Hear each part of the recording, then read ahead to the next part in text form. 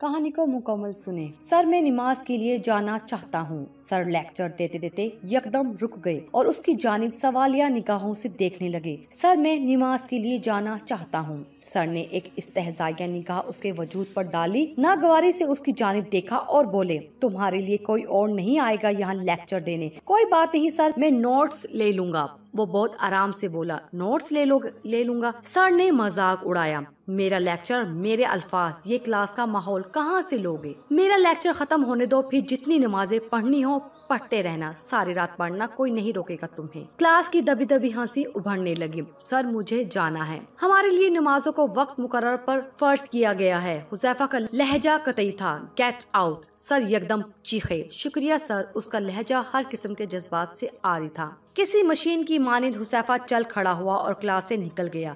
Class को सांप सूंघ गया। मौलवी कहीं का ना जाने कहाँ से उठ आते हैं।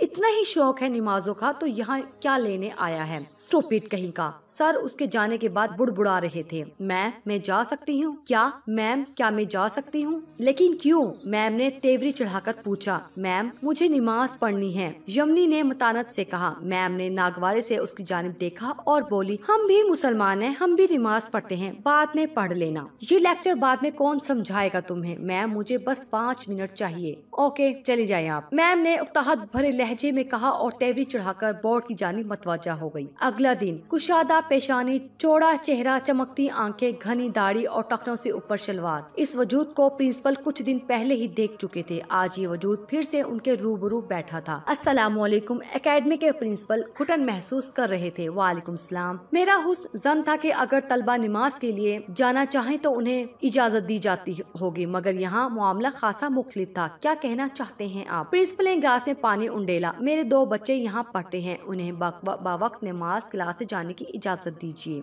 इन्हें रोका ना जाए। देखिए मौलाना, प्रिंसिपल ने पानी का घूंट भरा, उस्ताद का लेक्चर बड़ा अहम होता है, बच्चे का हर्ज होगा, वो इसे पूरा नहीं कर सकेगा। उन्होंने निहायत तहम्मुल से मौलाना को सादा अल्फाज में समझाने की कोशिश की। उस्ताद का लेक्चर निहायत अहम होता है, इसीलिए उसे एकेडमी में भेजा जाता है। मौलाना बोले, मगर नमाज उससे भी ज्यादा अहम होती है और वक्त मुकर्रर पर फर्ज होती है, और नमाजों को जाया करने का नुकसान नाकाबिले तलाफी होता है। ठीक है, मगर पढ़ाई का नुकसान कौन पूरा करेगा? अब प्रिंसिपल की पेशानी पर भी शकन उभर आई थी। वह रब पूरा करवा देगा, मैं उस बात की जिम्मेदारी लेता हूँ। मौलाना का लहजा यकीन से भरपूर था। ठीक है जनाब। प्रिंसिपल साहिब अब उन्हें बाहर की राह दिखा रहे थे। यमनी क्लास से अकेली ही निकलती थी और हुज़ैफा भी रोजाना अकेला उठता और फलाह की पुकार पर लब्बैक कहता। इब्तिदा में सब हैरान होते, फिर जैसे ये मामूल बन गया। 9वीं क्लास का रिजल्ट आया, यमनी टॉप कर गई, वहाँ हुज़ैफा भी फर्स्ट आया। एक धूम मच गई। आज सब पीछे चले जा रहे थे, सब उनके आगे पीछे थे। एकेडमी की आया जी